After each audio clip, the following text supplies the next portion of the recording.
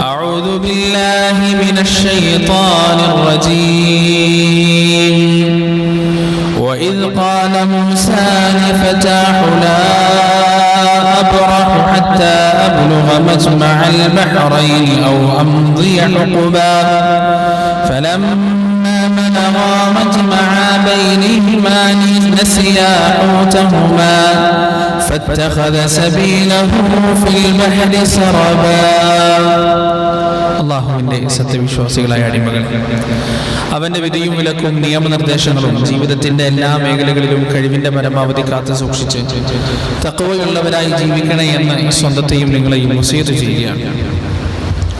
നശ്വരമായ ഈ ലോക ജീവിതത്തിൻ്റെ ഓരോ നോക്കുകൾക്കും വാക്കുകൾക്കും അള്ളാഹുവിൻ്റെ കോടതിയിൽ ഉത്തരം പറയേണ്ടതുണ്ടെന്ന് നാളിതുവരെ സമ്പാദിച്ച സമ്പാദ്യങ്ങൾക്കോ സന്താനങ്ങൾക്കോ സ്നേഹബന്ധങ്ങൾക്കോ സ്ഥാനമാനങ്ങൾക്കോ സമൂഹങ്ങൾക്കോ സംഘടനകൾക്കോ സൽപ്പേരുകൾക്കോ അള്ളാഹുവിന്റെ കോടതിയിൽ നമ്മെ തുണക്കുവാനോ നമുക്ക് വേണ്ടി ശുപാർശ ചെയ്യുവാനോ നമ്മുടെ തെറ്റുകുറ്റങ്ങൾ ഏറ്റെടുക്കുവാനോ സാധിക്കുകയില്ല എന്നും സ്നേഹത്തിന്റെ ഭാഷയിൽ എന്നെയും നിങ്ങളെയും ഓർമ്മിപ്പിക്കുകയാണ്. നമ്മളെല്ലാ വെള്ളിയാഴ്ചയും സൂറത്തുൽ കഹ്ഫ് പാരായണം ചെയ്യാറുണ്ട്. ആ സൂറത്തുൽ കഹ്ഫിലെ 2 ആയത്താണ് ഞാൻ തുടക്കത്തിൽ ഓതി വെച്ചത്. നമ്മൾ സാധാരണ പോലെ നിസ്കാരത്തിലെ പ്രാർത്ഥനകൾ ചൊല്ലുന്നത് പോലെ, മയ്യിദ് ദുആ ഓതുന്നത് പോലെ, ഫാത്തിഹ ഓതുന്നത് പോലെ, അത്തഹിയാത്ത് ഓതുന്നത് പോലെ നമ്മളിങ്ങനെ ഒരു ആചാരം പോലെ ഓതി പോവാറാണ് പതിവ്. പക്ഷേ സൂറത്തുൽ കഹ്ഫ് എന്ന് പറയുന്നത് ഒന്നിലധികം ചരിത്രങ്ങളുടെ സമാഹാരമാണ്. ചരിത്രങ്ങൾ എന്ന് പറഞ്ഞാൽ സാധാരണ ചരിത്രമല്ല, അസാധാരണമായ ചരിത്രങ്ങളുടെ സമാഹാരമാണ് പരിശുദ്ധ ഖുർആനിൽ സൂറത്തുൽ കഹ്ഫ്. അതിൽ ഒന്നാമത്തെ ഗുഹാവാസികളുടെ സംഭവം, ദുൽഖർനൈന്റെ സംഭവം, യാജൂജും മാജൂജുമായി ബന്ധപ്പെട്ട സംഭവം, അതുപോലെ തന്നെ മൂസാ നബി അലൈഹി സ്വലാത്തു വസ്സലാമിന്റെ സംഭവം. ഈ മുഹറം 9, 10 മുഹറം മാസത്തിൽ കൂടുതൽ മൂസാ നബിയുടെ സ്മരണകളായതുകൊണ്ട് ഇന്ന് നമ്മൾ പറയാൻ ആഗ്രഹിക്കുന്നത്, ഉദ്ദേശിക്കുന്നത് സൂറത്തുൽ കഹ്ഫിൽ വിവരിച്ച മൂസാ നബി അലൈഹി സ്വലാത്തു വസ്സലാമിന്റെ ഒരു ചെറിയ സംഭവമായ ഒരു വലിയ ഗുണപാഠം. ചെറിയ ചില സംഭവങ്ങളാണ്, പക്ഷേ വലിയ ചില ഗുണപാഠങ്ങൾ അതിലുണ്ട്. മൂസാ നബി അലൈഹി സ്വലാത്തു വസ്സലാം ഒരിക്കൽ തന്റെ സമുദായത്തിൽപ്പെട്ട ചില ആളുകളോട് വയലു പറയാണ്, പ്രസംഗിക്കാൻ. ആ സമയത്ത് കേൾവിക്കാരൻ ഒരാൾ മൂസാ നബിയോട് ചോദിച്ചു, അല്ല മൂസ, അങ്ങേക്കാൾ അറിവുള്ള ആരെങ്കിലും ലോകത്ത് വേറുണ്ടോ? മൂസാ നബിയുടെ മറുപടി ഇല്ലാന്ന് പറഞ്ഞു. ഒരു ബുഖാരി മുസ്ലിമും അടക്കമുള്ള മുഹദ്ദിസുകൾ പല രീതിയിൽ വിവരിക്കുന്ന ഹദീസാണ്. ഇല്ലാന്നാണ് അദ്ദേഹത്തിന്റെ മറുപടി. അദ്ദേഹം അങ്ങനെ പറയാൻ പാടില്ലായിരുന്നു. അദ്ദേഹത്തിന് യോജിച്ചത് അല്ലാഹു അഅലം എന്ന് പറയാനായിരുന്നു. അങ്ങനെ സംസാരത്തിന് ശേഷം അള്ളാഹുവിന്റെ വഹി വന്നു. അള്ളാഹു പറഞ്ഞു, ഉണ്ട് മൂസ, ഉണ്ട്. താങ്കളെക്കാൾ അറിവുള്ള ഒരാൾ എന്റെ അടിമകളുടെ കൂട്ടത്തിലുണ്ട്. അദ്ദേഹത്തെ കാണാൻ താങ്കൾ പുറപ്പെടണം. 2 സമുദ്രങ്ങൾ കൂടിച്ചേരുന്ന ഒരു സ്ഥലത്ത് വെച്ച് താങ്കൾ അദ്ദേഹത്തെ കാണും. താങ്കളുടെ കയ്യിൽ താങ്കൾ ഒരു മീനുമായി വേണം പുറപ്പെടാൻ. ആ മീൻ, ചത്ത മീന് എവിടെ നിന്നാണോ അതിൽ ജീവൻ വെക്കുന്നത്, അല്ലെങ്കിൽ ആ ചത്ത മീൻ എവിടെ നിന്നാണോ നിങ്ങളുടെ കയ്യിൽ നിന്ന് ചാടിപ്പോകുന്നത്, നഷ്ടപ്പെടുന്നത്, അവിടെ വെച്ച് അങ്ങയ്ക്ക് അദ്ദേഹത്തെ കാണാം എന്ന് പറഞ്ഞ് അല്ലാഹു സുബ്ഹാനഹു വ തആല മൂസാ നബി അലൈഹി സ്വലാത്തു വസ്സലാമിനെ യാത്ര പുറപ്പെടുവിക്കുകയാണ്. അങ്ങനെ മൂസാ നബി യാത്ര തുടരുന്നു. അവർ ഒരുപാട് നടന്നു, ഒരുപാട് യാത്ര ചെയ്തു. അങ്ങനെ മൂസാ നബി അലൈഹി സ്വലാത്തു വസ്സലാം തന്റെ ബാല്യക്കാരനോട്, ആ ബാല്യക്കാരൻ യൂശാ നബി അലൈഹി സ്വലാത്തു വസ്സലാമാണ്, അദ്ദേഹത്തിനോട് മൂസാ നബി പറഞ്ഞു, വഖാല മൂസാ ലിഫതാഹു ലാ അബ്റഹു ഹത്താ അബ്ലുഗ മജ്മഅൽ ബഹ്റൈന വഅംദിയ ഹഖബ. നമ്മൾ കുറേ നടക്കാം, ഒരുപാട് യാത്ര ചെയ്യാം, എന്നിട്ട് നമുക്ക് നിർത്താം. അല്ലെങ്കിൽ അള്ളാഹു പറഞ്ഞതുപോലെ ആ 2 സമുദ്രങ്ങൾ കൂടിച്ചേരുന്ന സ്ഥലത്തെത്തട്ടെ, അതുവരെ നമുക്ക് എന്ത് ചെയ്യാം, നടക്കാം, യാത്ര ചെയ്യാം. അതിനുശേഷം മാത്രം നമുക്ക് നിർത്തിയാൽ മതി. അങ്ങനെ അവർ ഒരുപാട് യാത്ര ചെയ്തു. അവർ 2 സമുദ്രങ്ങൾ കൂടിച്ചേരുന്ന സ്ഥലത്തെത്തി. ആ സമുദ്രം കൂടിച്ചേരുന്ന സ്ഥലം ഏതാണ് എന്ന കാര്യത്തിൽ മുഫസ്സിറുകൾക്ക് ആളുകൾക്ക് വ്യത്യസ്തമായ അഭിപ്രായമാണുള്ളത്. പല ആളുകളും ചെങ്കടലും മറ്റു ഏതോ ഒരു കടലും കൂടി കൂടിച്ചേരുന്ന സ്ഥലമാണെന്നൊക്കെ അഭിപ്രായം പറഞ്ഞിട്ടുണ്ട്. ഏതായാലും അത് കൺഫേം ചെയ്ത് പറയാൻ നമ്മുടെ കയ്യിൽ വ്യക്തമായ തെളിവുകളൊന്നുമില്ല. ഏതായാലും രണ്ട് സമുദ്രങ്ങൾ കൂടിച്ചേരുന്ന ഒരു സ്ഥലത്ത് മൂസാ നബി അലൈഹി സ്വലാത്തു വസ്സലാം എത്തി. അങ്ങനെ എത്തിയപ്പോ അദ്ദേഹത്തിന്റെ ബാല്യക്കാരനോട് പറഞ്ഞു, വിശക്കുന്നുണ്ട്, ഭക്ഷണം ഇവിടെ. അപ്പൊ ആ ബാല്യക്കാരൻ പറഞ്ഞു, നമ്മൾ കൊണ്ടുവന്ന മീന് നമ്മളൊരു ഗുഹയിൽ താമസിക്കാൻ കയറിയപ്പോ, വിശ്രമിക്കാൻ കയറിയപ്പോ ആ ഗുഹക്കടുത്ത് വെച്ചിട്ട് ആ മീന് നഷ്ടപ്പെട്ടു പോയിട്ടുണ്ട്. അദ്ദേഹത്തിന് അപ്പോഴാണ് ഓർമ്മ വന്നത്, നമ്മൾ ആ ഗുഹയിൽ വിശ്രമിച്ചില്ലേ, ആ സമയത്ത് എന്റെ കയ്യിലുണ്ടായിരുന്ന മത്സ്യം എനിക്ക് നഷ്ടപ്പെട്ടു പോയിട്ടുണ്ട്. എന്നെ അത് ഓർമ്മിക്കുന്നതിൽ നിന്ന് എന്നെ തടഞ്ഞത്, എന്നെ മറപ്പിച്ചു കളഞ്ഞത് ശൈത്താനാണ്, ഇബ്ലീസാണ്. ഇതിൽ വലിയൊരു പാടുണ്ട്. കാരണം എന്താ അറിയോ, മനുഷ്യനെ മാനസികമായി ഇടപെടാൻ പിശാചിന് സാധിക്കും. ഖുർആൻ നസ്സാണ്.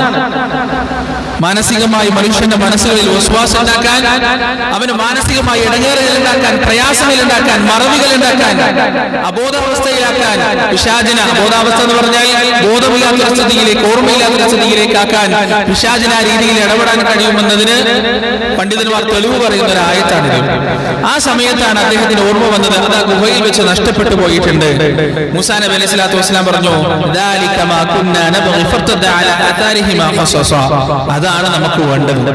ആ സ്ഥലത്തേക്കാണ് നമ്മൾ യാത്ര ചെയ്തത്. അങ്ങനെ അവരവരുടെ കാൽപ്പാടുകളിലൂടെ നടന്ന് എവിടെയാണോ അവർ വിശ്രമിച്ച ഗുഹയുള്ളത്, ആ ഗുഹയിൽ അവരെത്തി.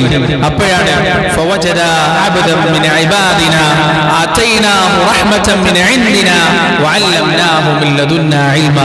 അള്ളാഹുവിന്റെ പക്കൽ നിന്നുള്ള മഹത്തായ കാരുണ്യം ലഭിച്ച, അള്ളാഹുവിന്റെ ഭാഗത്തു നിന്നുള്ള ഉന്നതമായ അറിവുകൾ ലഭിച്ച ഒരു മനുഷ്യൻ അവിടെ അങ്ങനെ ഇരിക്കുന്നതായി അവര് കണ്ടു. മൂസാ നബി അലൈഹി സ്വലാത്തു വസ്സലാം അദ്ദേഹത്തോട് സലാം പറഞ്ഞു. ഹദീസ് പ്രകാരം അദ്ദേഹം തിരിച്ച് ചോദിച്ചു, ഈ നാട്ടിൽ എവിടെയാണ് സലാം? അദ്ദേഹത്തിന്റെ മറുപടികളും പ്രതികരണങ്ങളും മുഴുവൻ വ്യത്യസ്തമാണ്. ഈ സംഭവം തീരുന്നതിലൂടെ നമുക്ക് മനസ്സിലാവും. മൂസാ നബി സലാം പറഞ്ഞു. അപ്പൊ ഈ മനുഷ്യൻ എന്താണ് മറുപടി പറയുന്നത്? സലാമോ? ഈ നാട്ടിൽ എവിടെയാണ് സലാം? നമുക്ക് അങ്ങനെ മടക്കാൻ പറ്റൂല കേട്ടോ. ആരെങ്കിലും വന്നിട്ട് അസ്സലാം അലൈക്കും എന്ന് പറഞ്ഞാല് ഈ നാട്ടിൽ എവിടെയാണ് സലാം എന്ന് പറയരുത്, നിർബന്ധമാണ്. സലാം പറയല് സുന്നത്താണ്, മടക്കല് ഫർദാണ്, വാജിബാണ്. നമുക്ക് അങ്ങനെ പറയാൻ പറ്റൂല. ഇത് അല്ലാഹുവിന്റെ പ്രവാചകനാണ്. ഭൂരിഭാഗം ഉലമാക്കളും മുഫസ്സിറുകളും പറഞ്ഞത് ഈ പറയപ്പെടുന്ന ചരിത്രത്തിലുള്ള ആൾ മഹാനായ ഖിദ്ർ നബി അലൈഹി സ്വലാത്തു വസ്സലാമാണ്. ഖിദ്ർ നബിയുടെ സംഭവമാണിത്. അദ്ദേഹത്തിന് അല്ലാഹു നൽകിയ ബോധനത്തിന്റെയും അറിവിന്റെയും പ്രത്യേകമായ ജ്ഞാനത്തിന്റെയും വിജ്ഞാനത്തിന്റെയും അടിസ്ഥാനത്തിലാണ് അദ്ദേഹം ഇത്തരത്തിലുള്ള വിചിത്രമായ പ്രതികരണങ്ങൾ നടത്തുന്നത്. അദ്ദേഹം ചോദിച്ചു, എവിടെയാണ് സലാം? മൂസാ നബി അലൈഹി സ്വലാത്തു വസ്സലാം കൂടുതൽ ആ കാര്യത്തെ തർക്കിക്കാനൊന്നുമില്ല.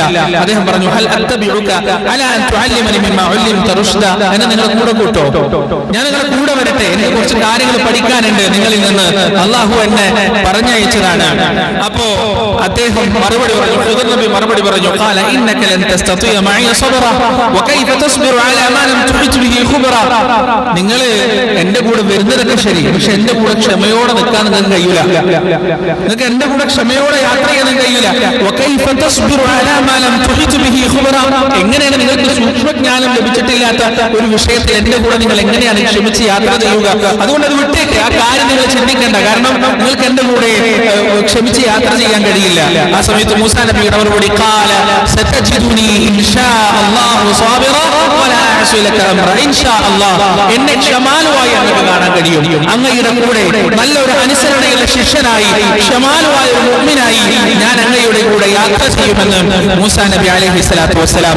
ഖിദ്ർ നബിയുടെ മറുപടി, ഖാല ഫഇൻ ഇത്തബഅതനി ഫലാ തസ്അൽനി അൻ ഷൈഇൻ ഹത്താ ഉഹ്ദിഥ ലക മിൻഹു ദിക്റ. എന്റെ കൂടെ വരുന്നതൊക്കെ ശരി, വന്നോളൂ, ഞാൻ നിങ്ങളുടെ കൂടെ കൂട്ടാം. പക്ഷെ ഒരു ഉപാധി. എന്താണ് ഉപാധി? ഫലാ തസ്അൽനി അൻ ഷൈഇൻ.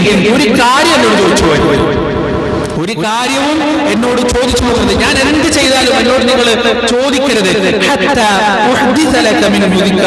ഞാൻ ആ കാര്യത്തെ കുറിച്ച് നിങ്ങൾക്ക് വ്യക്തമായി പറഞ്ഞു തരുന്നത് വരെ, പഠിപ്പിച്ചു തരുന്നത് വരെ നിങ്ങൾ എന്ത് ചെയ്യരുത്, എന്നോട് ഒരു ചോദ്യവും ചോദിക്കരുത് എന്ന ഉപാധിയിൽ രണ്ടുപേരും കരാറ് ചെയ്ത് അവർ മൂന്നുപേരും യാത്ര തുടങ്ങി.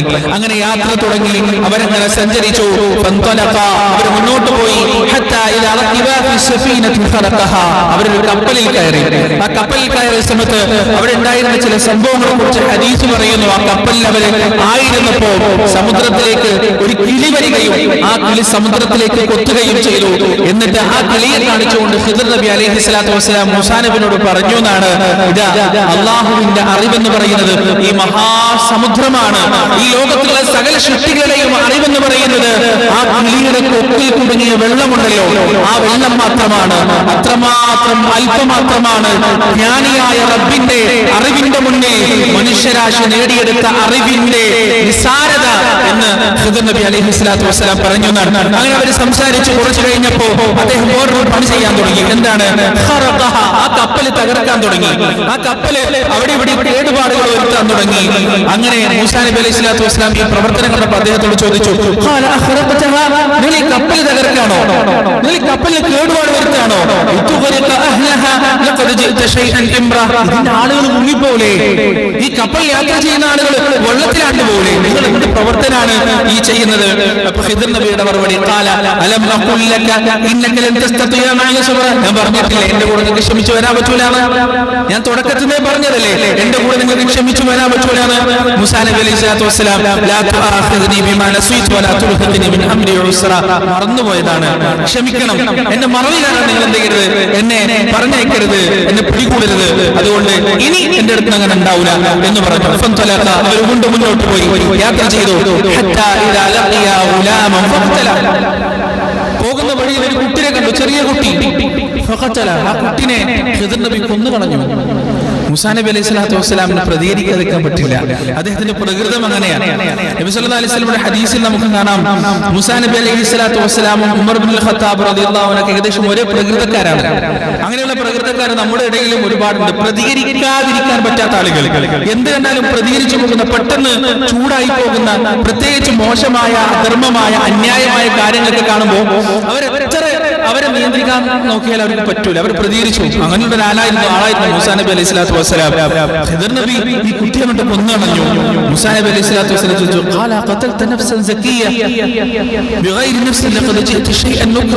എന്ത് പണിയാണ് നിങ്ങൾ ചെയ്തത്? ഒന്നും ചെയ്യാത്തൊരു പാവം കുട്ടിയെ കൊല്ലേ, എന്തൊരു ആക്ഷേപാർഹമായ കാര്യമാണ് താങ്കൾ ചെയ്തിട്ടുള്ളത്? ഖിദ്ർ നബിയുടെ മറുപടി, പറഞ്ഞിട്ടില്ലേ ഞാൻ എന്റെ കൂടെ നിങ്ങൾക്ക് ക്ഷമിച്ചിട്ട് വരാൻ പറ്റില്ല, ഞാൻ എന്നോട് പറഞ്ഞതല്ലേ, നിങ്ങൾക്ക് അതിന് സാധിക്കൂല.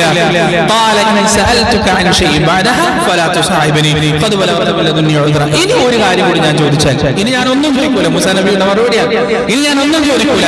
ഇനി ഒരു കാര്യം കൂടി ഞാൻ ചോദിച്ചാൽ, നിങ്ങൾ എന്നെ കൂടെ കൂട്ടണ്ട, എന്റെ അവധി കഴിഞ്ഞു, എന്റെ ചാൻസ് കഴിഞ്ഞു, ഇനി ഞാൻ നിങ്ങളോട് ചോദിക്കൂല. അവർ കൊണ്ട് മുന്നോട്ട് പോയി. അങ്ങനെ അവര് നാട്ടിലെത്തിപ്പെട്ടു. ആ നാട്ടിലെത്തിയപ്പോ അവർ വിദേശികളാണ്, യാത്രക്കാരാണ്, സഞ്ചാരികളാണ്. അവരാ നാട്ടുകാരോട് കുറച്ച് ഭക്ഷണം തരാൻ ചോദിച്ചു. നിങ്ങൾക്ക് കുറച്ച് ഭക്ഷണം വേണം, വിശക്കുന്നുണ്ട്. അവർ ഭക്ഷണം കൊടുക്കാൻ വിസമ്മതിച്ചു, ഭക്ഷണം തരൂല എന്ന് പറഞ്ഞു. അങ്ങനെ അവര് നിരാശയോടെ മടങ്ങി. അങ്ങനെ ആ നാട്ടിൽ നിന്ന് മടങ്ങുമ്പോൾ ആ നാട്ടിൽ അവരൊരു കിടങ്ങ് കണ്ടു. ആ കിടങ്ങാണെങ്കിൽ ഇങ്ങനെ വീഴാൻ കിടക്കാണ്, ചാഞ്ഞു കിടക്കാണ്, ഏത് സമയത്തും വീഴും. ഖിദ്ർ നബി എന്ത് ചെയ്തു? ആ കിടങ്ങൊക്കെ നല്ല വൃത്തിയിൽ ശരിയാക്കി കൊടുത്തു. മൂസാ നബി അലൈഹി സ്വലാത്തു വസ്സലാം ചോദിച്ചു, തിന്നാൻ ചോദിച്ചിട്ട് തിന്നാൻ പോലും തന്നിട്ടില്ല, എന്നിട്ട് ഫ്രീ ആയിട്ട് കിടങ്ങ് നന്നായി കൊടുക്കാം, എന്തെങ്കിലും പ്രതിഫലം വാങ്ങിച്ചൂടെ, എന്തെങ്കിലും കൂലി വാങ്ങിച്ചൂടെ എന്ന് മൂസാ നബി അലൈഹി സ്വലാത്തു വസ്സലാം പറഞ്ഞു. ഖിദ്ർ നബിയുടെ മറുപടി,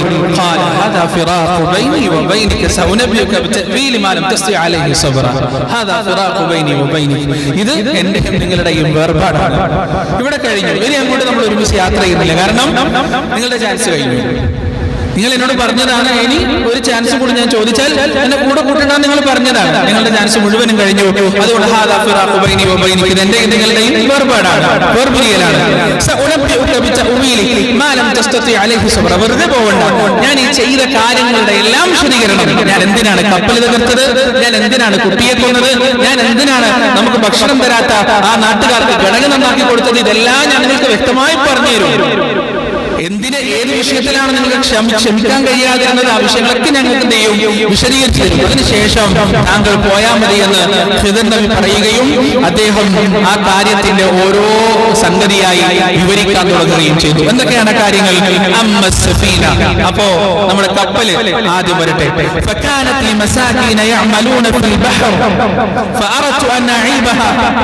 ആ കപ്പലിൽ പാവപ്പെട്ട കുറച്ച് മത്സ്യത്തൊഴിലാളികൾ പണിയെടുക്കുന്നുണ്ടായിരുന്നു. അവരുടെ അന്നത്തിന്റെ ഉപാധിയായിരുന്നു ആ കപ്പൽ എന്ന് പറയുന്നത്.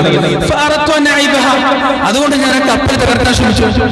എന്നിട്ട് അതിന്റെ കാരണം പറയാം. കാരണം ആ കപ്പൽ പോകുന്ന സഞ്ചാരപാതയിൽ ഒരു രാജാവുണ്ട്.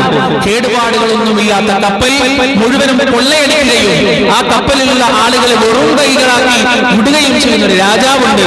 ആ രാജാവിൽ നിന്ന് ഈ പാവപ്പെട്ട മത്സ്യത്തൊഴിലാളികൾക്ക് അവരുടെ കപ്പൽ തിരിച്ചു കിട്ടുന്നതിന് വേണ്ടിയാണ് കേടുപാടുകളുള്ള കപ്പൽ ആ രാജാവ് സ്വീകരിക്കുകയില്ല എന്നതുകൊണ്ടാണ് ഞാൻ എന്ത് ചെയ്തത്, ആ കപ്പലിന് കേടുപാടുകൾ വരുത്തിയത്. ആ കേടുപാടുകൾ മാത്രം അവർക്ക് സഹിച്ചാൽ മതി, ആ കപ്പൽ അവർക്ക് ബാക്കിയായി കിട്ടും, അവരുടെ ജീവന്റെ ഉപാധി അവർക്ക് ബാക്കിയായി കിട്ടും.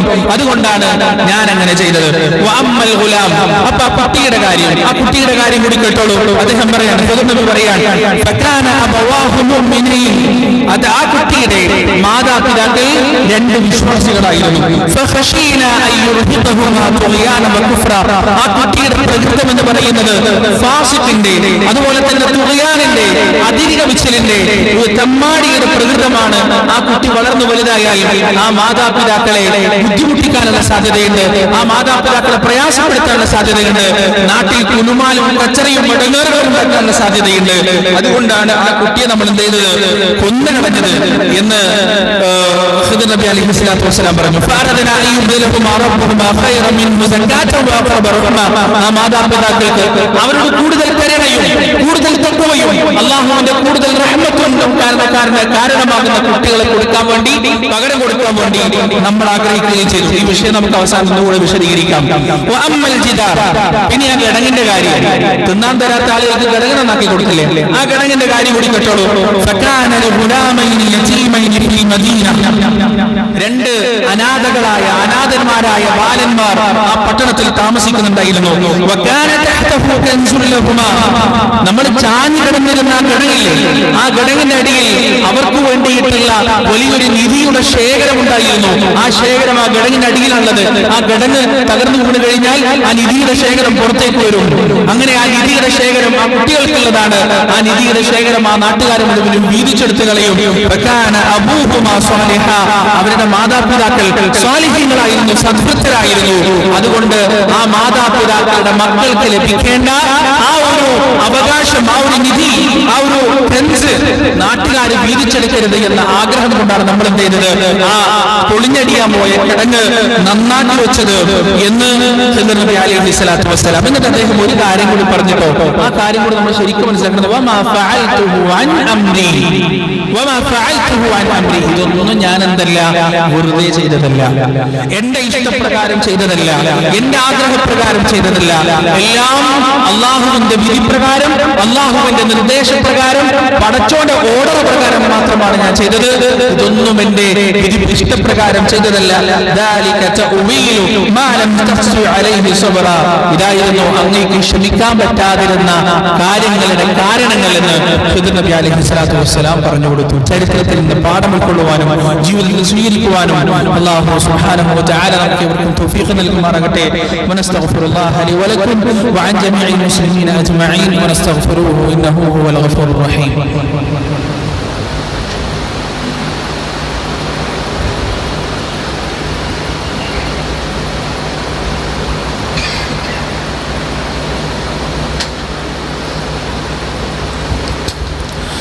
الحمد لله الصلاة والسلام على رسول الله وعلى آله وأصحابه أجمعين أما بعد يا أيها الذين آمنوا اتقوا الله حق تقاته ولا تموتن إلا وأنتم مسلمون.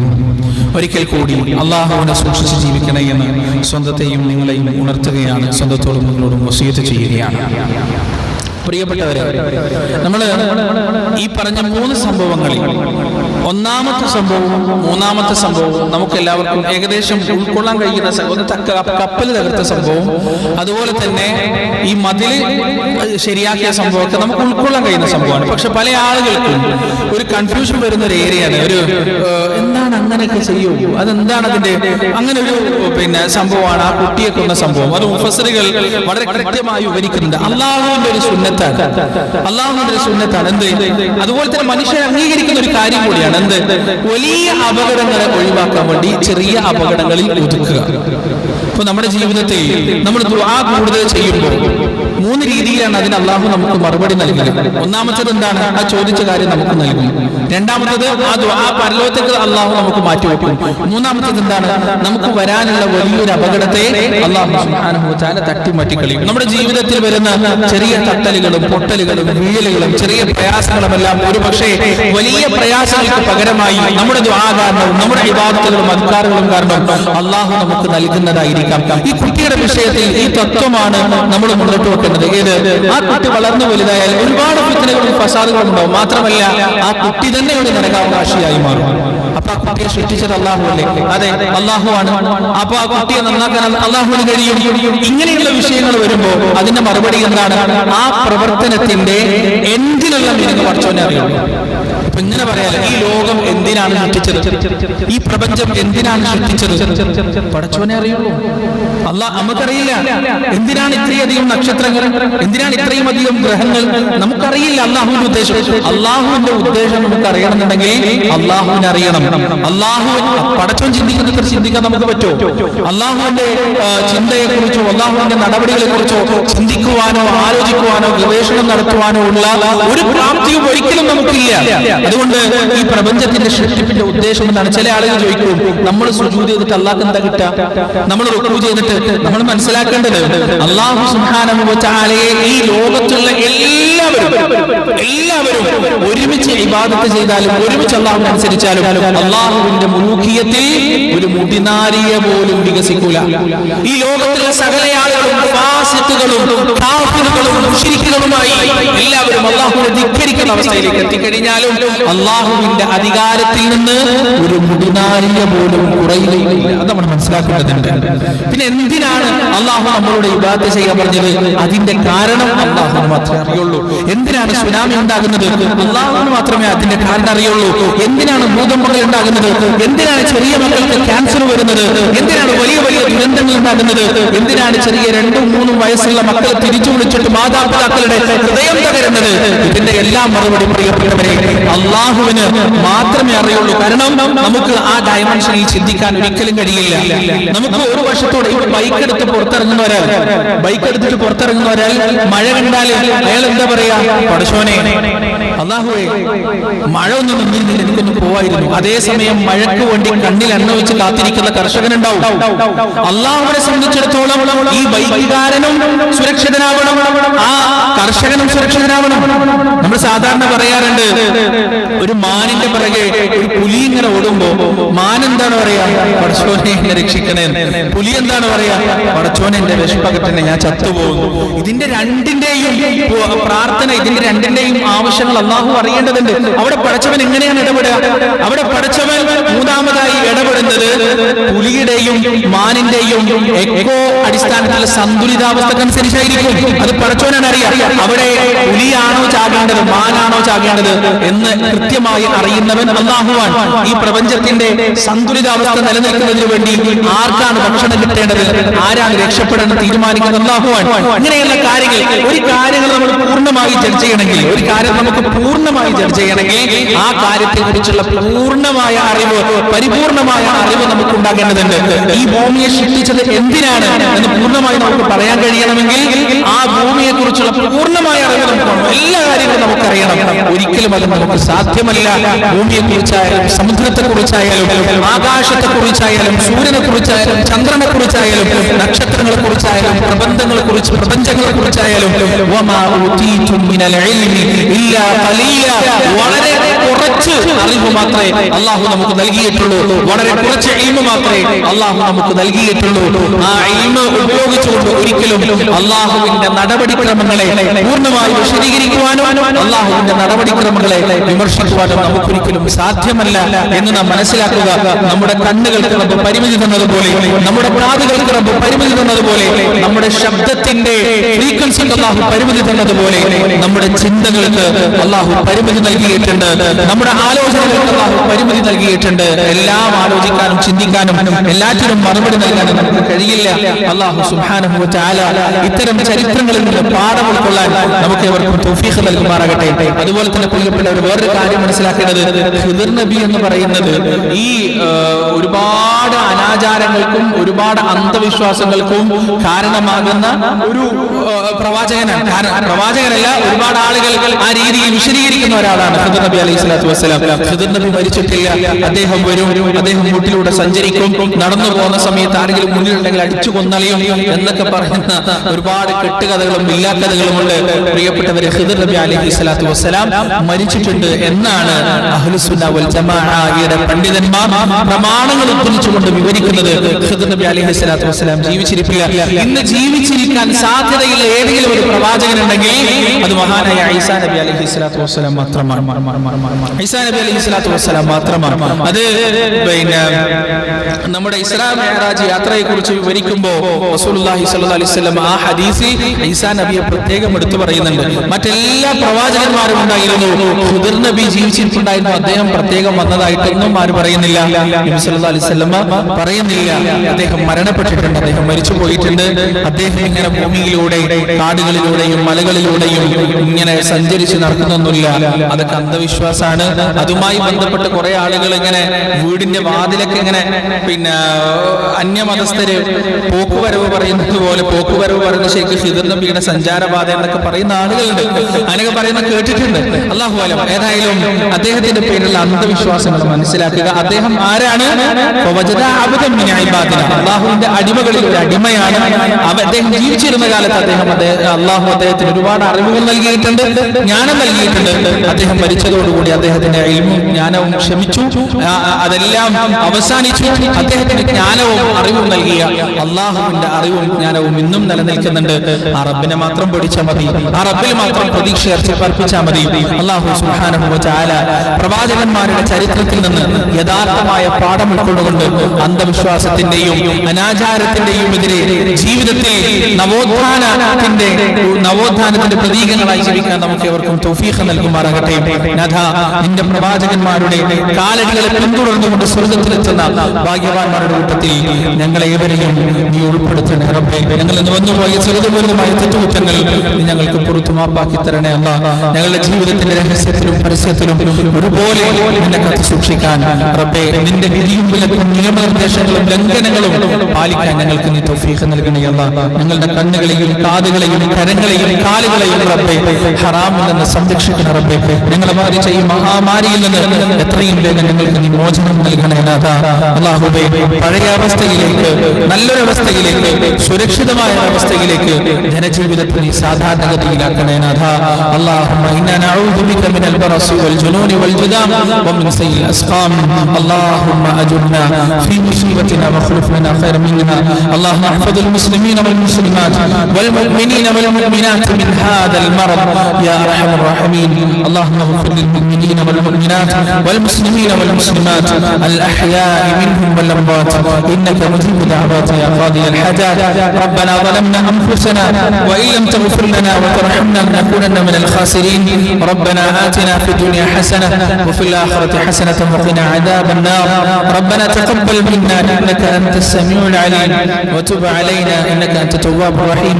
وصلى الله على نبينا محمد وعلى آله وأصحابه ومن تبعهم بإحسان إلى يوم الدين.